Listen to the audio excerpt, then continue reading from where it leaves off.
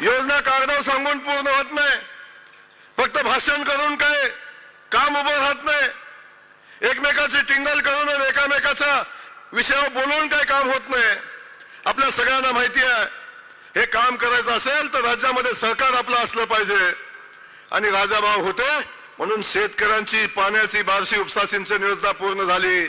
आज या गावाच्या पाण्यासंदर्भात मी सांगतो, भगवंताच्या साक्षीने मी शब्द देतोय, 260 कोटी रुपयाची पाणी योजना आणि त्याच्यासाठी आणखीन 75 कोटी रुपये लागतात। ही योजना एप्रिल महिन्यापर्यंत पूर्ण करण्याचा शब्द आज जयकुमार गोरे पालकमंत्री म्हणून आपल्याला देतोय। हे म्हणतील पुन्हा जयकुमार गोरेंनी कसं काय सांगितलं? अरे मी या जिल्ह्याचा पालकमंत्री आहे आणि मी जबाबदारी घेतोय, 75 कोटी आणायचा मी जबाबदारी घेतोय। अरे राजा भाऊ, एक SMS केला तर 75 कोटी रुपये देवाभाऊ पाठवून देतील तुमच्यासाठी।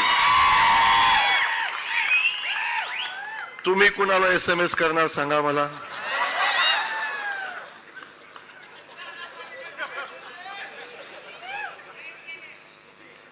सांगा तुम्ही कुणाला SMS करणार? तुम्ही पैसे कुणाला मागणार? तुम्ही योजना जर समजा 266 कोटी राजाभाऊनच आणले आणि ते पूर्ण तुमच्याकडून होईल का नाही माहिती नाही, आम्हीच करू, पण वरचं 75 कोटी नाही आलं तर मग काय करणार?